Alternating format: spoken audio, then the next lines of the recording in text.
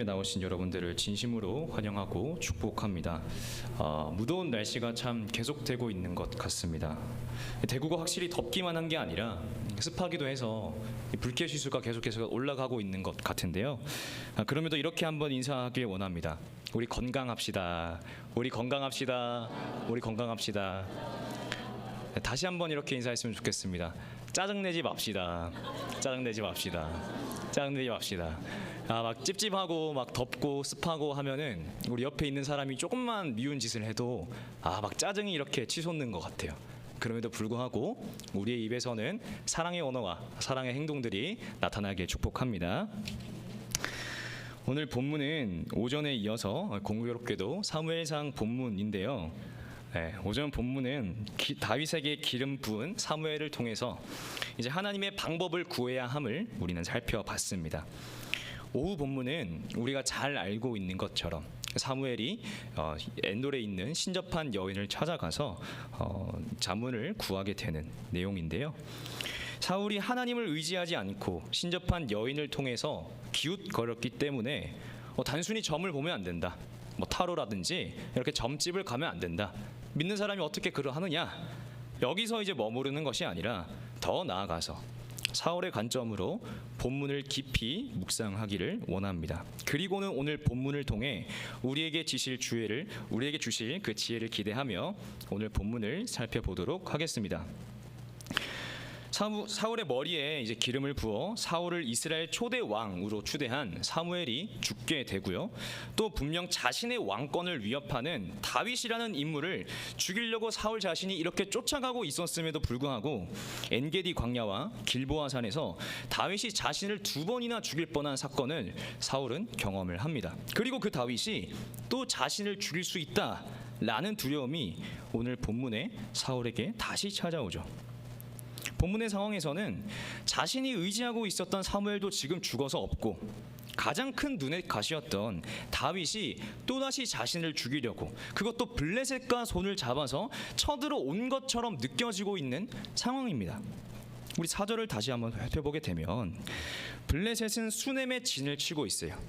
그리고 이스라엘은 길보아의 진을 치면서 서로 대치를 하고 있는 상황입니다. 그래서 이스라엘이 길보아에서 대치하고 있는 저기 저 수넴 땅에 다윗이 있을 수도 있다. 그래서 내 목숨을 앗아갈 수도 있다. 라는 불안감이 사울에게도 있었습니다. 왜냐하면 27장 사무엘상 27장에서 다윗은 사울한테 붙잡히느니 차라리 블레셋으로 가는 게 낫겠다라고 생각을 한 거예요. 그래서 블레셋으로 다윗은 도망쳤고 다윗은 블레셋의 5방백 중 이제 가드왕 아기스의 신임을 받게 되죠. 이 블레셋 가드왕 아기스는 자신이 아끼던 다윗을 이스라엘과의 전쟁에 내보내길 원했습니다. 좋은 전술이라고 생각을 했을 거예요. 하지만 막상 다윗을 전쟁에 내보내려고 하니 29장에서 블레셋 다른 방백 사람들이 저 사람은 천천히요 만만히요 했던 그 다윗이 아니냐, 사울은 천천히요 다윗은 만만히로다 했던 그 다윗이 아니냐 하면서 심기가 불편한 모습을 내비칩니다. 그래서 다윗을 별로 좋아하지 않아요. 그래서 블레셋 왕 가드왕 아기스는 이스라엘과의 전쟁에서 다윗을 기용하지는 않습니다. 이 과정에서 사울은 다윗이 블레셋으로 넘어간 사실을 알았습니다. 우리가 범죄를 저지른 사람을 이렇게 잡으려고 하면서 이렇게 수사를 해보면 해외로 사람이 동왕 가버리면 그 사람이 잡기가 참 어렵습니다. 실제로 이제 요즘 인터넷 특히 이제 유튜브에서는 이 악플들이 고소하기가 굉장히 어렵다라고 합니다. 왜냐하면 미국의 본사를 두고 있는 만큼 협조를 잘 해주지 않으면 그 사람을 잡고 싶어도 잡기가 참 어렵다라는 거예요. 그런 것처럼 이스라엘은 사울의 손바닥 아니니까 다윗이 도망하는 곳곳마다 사울이 쫓아가려고 애를 썼어요. 그런데 블레셋은 자신의 권한이 아닌 만큼 다윗이 블레셋으로 도망했다는 사실을 알 수밖에 없었고 그것은 사울에게 굉장히 큰 두려움으로 다가오게 되었습니다. 블레셋만 해도 굉장히 부담되는 존재인데 자신의 인생의 가장 큰 적이었던 그 다윗, 가장 견제했던 대상이었던 다윗마저 그 블레셋에 넘어갔다라고 하니까 너무나도 불안했던 것이죠. 이렇게 블레셋과의 대치 상황에서 사울은 굉장히 두려움에 빠져 있었습니다. 우리가 다윗의 불안함은 시편의 고백이라든지 여러 가지 고백을 통해서 너무 잘 알고 있어요. 다윗이 불안하고 두려움에 빠졌던 것처럼 사울 또한 마찬가지였습니다. 죽음에 대한 두려움이 살갗으로 느껴지게 됩니다. 물론 사울도 나름대로의 노력을 안 해본 건 아닙니다.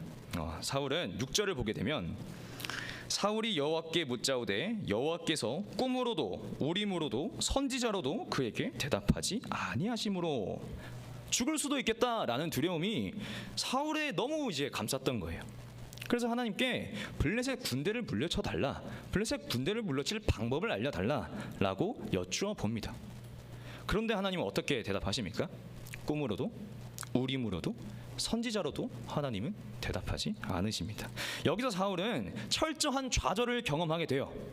응답이 없다라는 좌절입니다. 우리도 이런 경험들이 있지 않나요? 우리의 삶의 문제들을 해결하고자 하나님께 이렇게 물어도 보고 시간을 내어 기도도 해보지만 하나님께서 응답하시지 않아 좌절한 경험이 있다는 것입니다. 그렇다면 사울은 왜 자신의 기도가 응답되지 않는다라고 생각을 할까요? 두 가지로 한번 얘기를 해보겠습니다. 첫 번째는 사울이 하나님을 관계적으로 생각하지 않았기 때문입니다.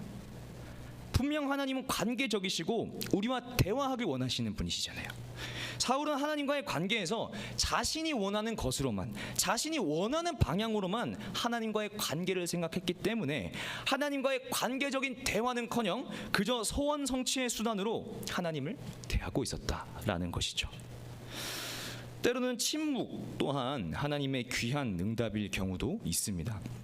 하지만 하나님을 관계적으로 생각하지 않고 나의 원하는 것만, 나의 소원만을 성취하기 위한 수단으로 생각한다면 이러한 하나님의 침묵은 우리에게 응답이 아니라 그저 스쳐 지나가는 한순간이 될 뿐입니다. 이렇게 되면 굉장히 답답해지죠. 신앙생활이 굉장히 수동적이게 됩니다. 삶의 의욕이 너무 없어져요.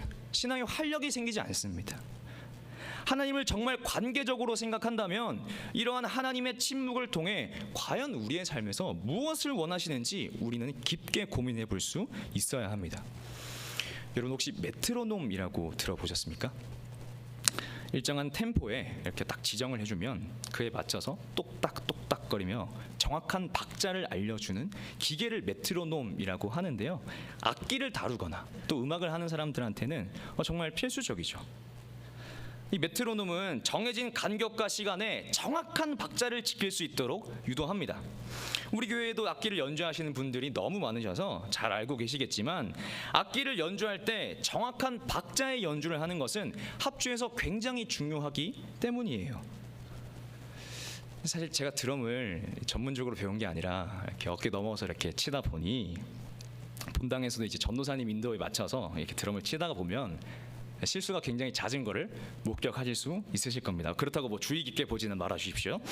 나름대로 메트로놈 박자를 머릿속에 이렇게 떠올리면서 막 이렇게 연주를 하는 건데도 전혀 엉뚱하게 손이 막 내 생각과는 다르게 움직일 경우가 있어요. 드럼 스틱이 날아가기도 하고요. 별의별 경우가 이 옆에서 일어납니다. 저한테 그래서 저 공간이 굉장히 치열한 공간입니다. 그래서 어떨 때는 사실 실수를 한 건데 그게 제법 그럴싸하게 들려지는 경우가 있어요. 이거 전혀 내가 생각했던 이 연주가 아닌데 제법 그 박자에 맞아떨어지는 경우가 있습니다. 그래서 아무도 모르시겠지만 저 혼자 마음속으로는 굉장히 뿌듯해하고 있는 그런 상황들이 있습니다. 다시 돌아와서 내 의도와는 전혀 맞지 않게 원래의 목적과는 전혀 다르게 하나님께서 전혀 다른 뜻으로 전혀 다른 때에 전혀 다른 방법으로 우리에게 주시면 우리는 그것이 하나님의 응답이라고 생각하지 못하는 경우가 종종 있습니다. 하나님은 전혀 새로운 박자로 전혀 생각하지도 못한 전율을 우리에게 주십니다. 그리하여 하나님과 내 삶에 아름다운 합주가 되게 하십니다. 여러분, 하나님은 관계적이세요. 하나님은 관계적이시고 우리와 끊임없이 소통하길 원하시는 분입니다. 그렇기 때문에 때로는 하나님께서 침묵하시는 것처럼 느껴지더라도 사울처럼 자신의 기도가 응답되지 않았다라고 생각하는 것이 아니라 내가 생각하지 못하는 뜻으로 내가 생각하지 못하는 때에 아버지 당신의 놀라운 방법으로 나에게 응답하실 것을 기대하며 관계적인 하나님과의 끊임없는 소통의 장으로 나아가야 한다라는 것입니다. 사울이 자신의 기도가 응답되지 않았다라고 생각한 마지막 이유는 하나님이 나를 떠나셨으니까 어차피 기도를 해봤자 무슨 소용이 있느냐라는 거예요. 하나님이 나를 떠나셨다라는 생각으로 사울은 쉽게 기도를 포기해버렸습니다. 물론 하나님이 사울을 떠난 것은 사실입니다.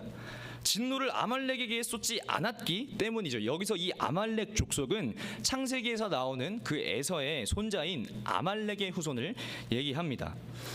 출애굽기 17장에 가나안 땅을 향해 출애굽을 하고 있는 백성들을 아말렉 족속이 르비딤에서 약탈을 하려 한 사건을 하나님께서는 기억하고 계셨습니다. 그래서 신명기 25장 17절 19절 말씀에 이렇게 말씀하십니다. 너희는 애굽에서 나오는 길에 아말렉이 네게 행한 일을 기억하라. 곧 그들이 너를 길에서 만나 네가 피곤할 때에 네 뒤에 떨어진 약한 자들을 쳤고 하나님을 두려워하지 아니하였느니라. 그러므로 네 하나님 여호와께서 네게 기업으로 주어 차지하게 하시는 땅에서 네 하나님 여호와께서 사방에 있는 모든 적군으로부터 네게 안식을 주실 때에 너는 천하에서 아말렉에 대한 기억을 지워버리라. 너는 잊지 말지니라. 또 사무엘상 15장 3절입니다.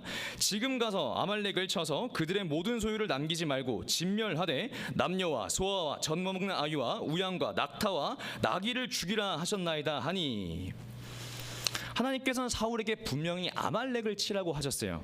그런데 우리 15장 9절을 보게 되면 사울과 백성이 아각과 그의 양과 소의 가장 좋은 것 또는 기름진 것과 어린 양과 모든 좋은 것을 남기고 진멸하지를 즐겨 아니하고 가치 없고 하찮은 것은 진멸하니라. 여기서 사울은 자신의 욕망 때문에, 자신의 욕심 때문에 좋아 보이는 것들을 제외한 나머지 것들을 제외합니다. 아말렉의 왕 아각과 양, 소, 어린 양 모든 좋은 것들을 그대로 놔둡니다. 자신의 욕심 때문에. 그래서 하나님께서는 사울을 떠나셨습니다. 사무엘상 16장 14절입니다.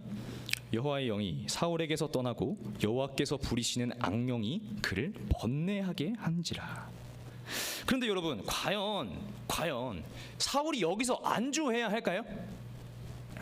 하나님의 침묵에 사울은 더 이상 하나님의 뜻이 닫혔다라고 생각을 했습니다. 더 이상 방법이 없다라고 생각을 했어요. 그래서 하나님은 사울에게 여전히 떠나 계신 분으로 사울에게 남아 있었습니다. 그러나 여러분, 하나님은 자신의 뜻을 돌이키기도 하시는 분이십니다.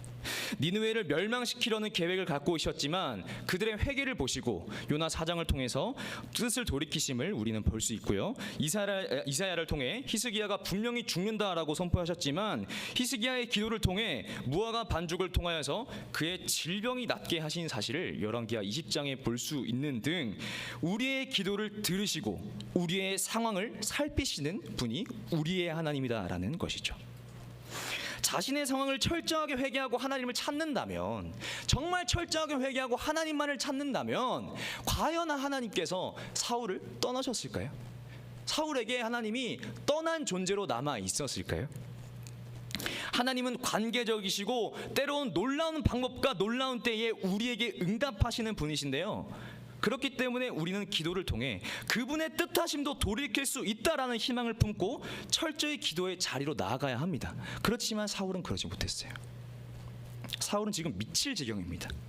하나님이 침묵하시니까, 하나님 당신이 지금 내게 침묵을 하시니까 자신을 떠났다라고만 느껴졌기 때문이죠. 그래서 해서는 안 될 짓을 저지르고 맙니다.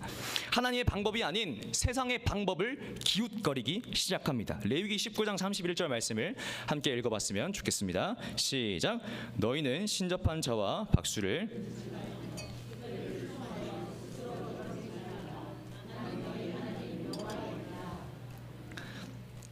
무당과 박수를 멀리하고 쫓아내는 것은 이스라엘 백성의 지도자들에게 굉장히 강력히 요구되던 그 계명 중 하나였는데, 사울은 하나님을 의지하지 못한 채 세상의 방법을 기웃거렸습니다.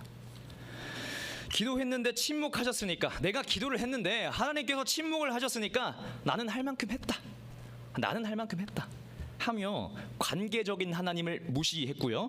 고대 근동의 점치는 문화를 따라 신접한 자와 박수무당을 찾아다녔습니다. 우리 본문의 3절을 보시면 사무엘이 죽었으므로 온 이스라엘이 그를 두고 슬피 울며 그의 고향 라마에 장사하였고 사울은 신접한 자와 박수를 그 땅에서 쫓아내었더라. 분명 사울은 신접한 자와 박수 무당을 쫓아냈습니다. 쫓아냈음에도 불구하고 7절 다시 찾게 됩니다. 사울이 그의 신하들에게 이르되 나를 위하여 신접한 여인을 찾으라. 내가 그리로 가서 그에게 물으리라 하니 그의 신하들이 그에게 이르되 보소서 엔돌에 신접한 여인이 있나이다. 사울은 하나님의 뜻이 없다라고 생각을 했어요. 사울은 하나님의 응답이 자신에게 없다라고 생각을 했습니다. 그러니까 세상의 방법을 기웃거리기 시작하죠. 그리고는 10절 하나님을 이용합니다. 하나님이 나를 떠났다 라고 생각한 네가 감히 하나님의 이름으로 맹세를 합니다. 11절입니다. 여인이 이르되 내가 누구를 네게로 불러올리라 하니 사울이 이르되 사무엘을 불러올리라 하는지라. 내게 하나님이 없으니 사무엘이라도 있으면 저기 저 블레셋, 저기 다윗이 속한 저 블레셋을 이길 방법을 혹시나 알려줄까 싶어서 신접한 자를 찾아간 것이죠. 그래서 14절 한 노인 즉 홀령을 보고 사무엘인 줄 알고 엎드려 절을 하게 됩니다. 이것이 사무엘이 아닐 뿐더러 이것은 사단의 부림을 받은 귀신입니다. 참으로 사울이 어리석은 모습이죠. 그러나 하나님 외에는 우리의 현실에 개입하고 우리의 삶을 이끌어갈 수 있는 그 어떠한 신적인 존재도 없습니다. 하지만 사울은 하나님과 동등 혹은 하나님보다 더 높은 차원의 방법으로 엔돌의 여인을 의지했습니다. 하나님이 자신을 떠났다라고 생각을 했으니까 더 이상 기도로, 말씀으로, 더 이상 예배로 주님의 뜻을 구할 생각이 도저히 들지 않았다라는 것이죠. 그러나 이러한 사탄은 하나님께 대적할 수 있는 혹은 하나님과 동등한 위치에 둘 수 있는 신이 아닙니다. 이것은 언젠가 그리스도의 능력으로, 그리스도의 이름으로 존재할 때, 임재할 때 사라질 수밖에 없는 그런 존재라는 것이에요. 철저히 두려움에 사로잡힌 사울은 그가 느낀 두려움 자체는 어쩌면 참 당연스러운, 자연스러운 반응일지도 모릅니다. 그렇다면 사울의 문제는 과연 무엇일까요? 두려움에는 문제가 없습니다. 두려움을 반응하는 그 태도가 잘못되었죠. 사울은 하나님이 떠났을 것이다 라고 단념했습니다. 그리고 포기를 했어요. 그리고는 기웃거리는 태도, 세상의 문화, 세상의 방법, 세상의 가치관, 기웃거리는 태도로 다른 방법을 찾기 시작하죠. 우리 성경에는 두려워하지 말라는 말씀이 참 많이 등장합니다. 대표적으로 이사야 41장 10절, 여호수아 1장 9절 말씀 등이 있죠. 두려워하지 말라라는 것은 두려움의 감정 자체를 느끼지 말라고 하는 하나님의 말씀일까요? 아닙니다. 우리에게 두려움이란 감정이 찾아와도, 우리에게 두려움이 느껴져도 하나님께서는 두려움의 상태에서 벗어나길 원하신다는 것이에요. 우리는 두려워하지 말라라고 하시는 그 하나님을 바라보아야 합니다.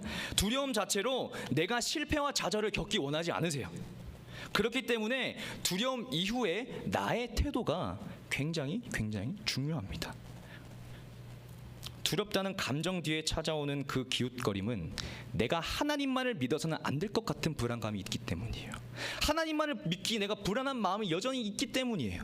하나님 외에 다른 것들을 내가 마음에 채워 넣어야만 나의 상황, 나의 두려움들이 해결될 수 있다라는 생각인 거죠. 우리는 하나님 외에 내 두려운 상태를, 나의 두려움을 회복시켜 줄 것만 같은 것들을 자꾸만 찾고 있습니다. 자꾸만 우리 마음에 담고 있습니다. 하지만 공중 권세를 이기시고 죽음을 두렵지 않게 하시는 놀라운 차원의 은혜, 더 나아가 최후 승리를 이루시는 그분의 선한 의지를 우리는 신뢰해야 합니다. 인간은 누구나 죽음 앞에서 무릎을 꿇을 수밖에 없어요.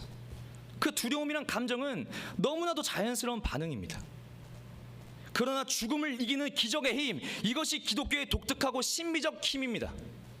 그리스도를 통해 하나님의 능력으로 그것을 가능하게 하시며 이것을 이룬다라는 사실입니다. 고린도전서 15장 55절 말씀을 우리 함께 읽었으면 좋겠습니다.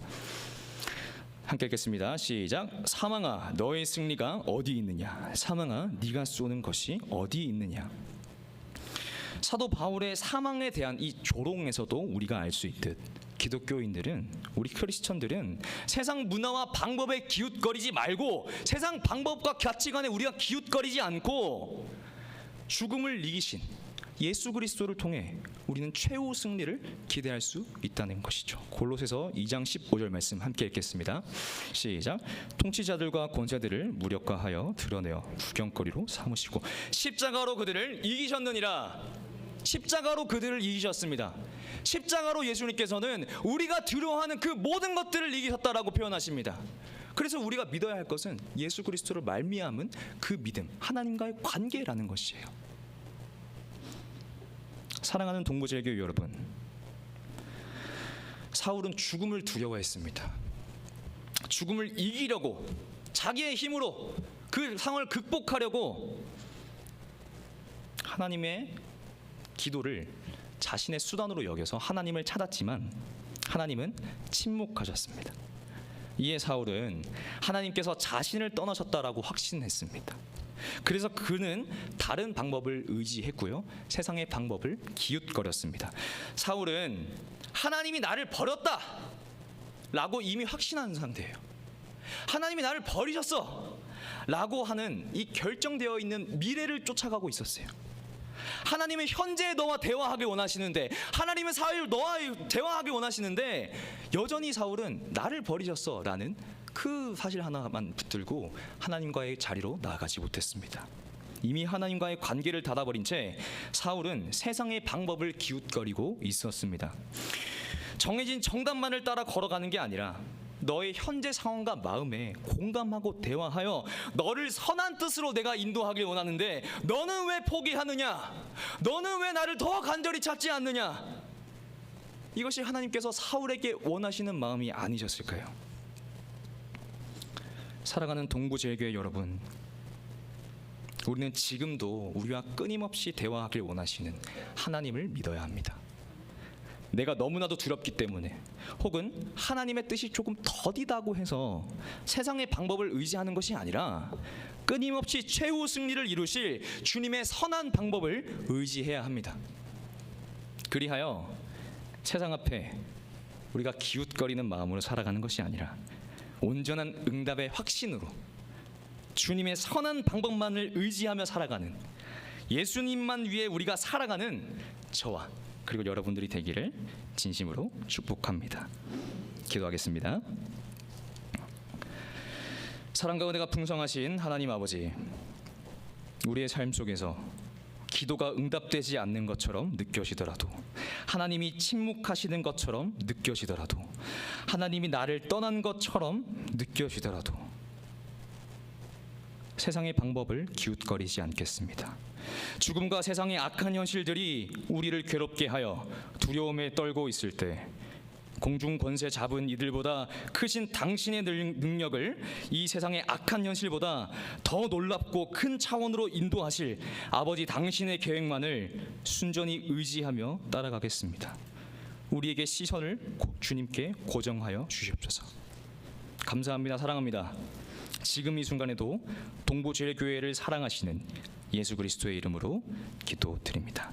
아멘. 우리 다 같이 찬송가 325장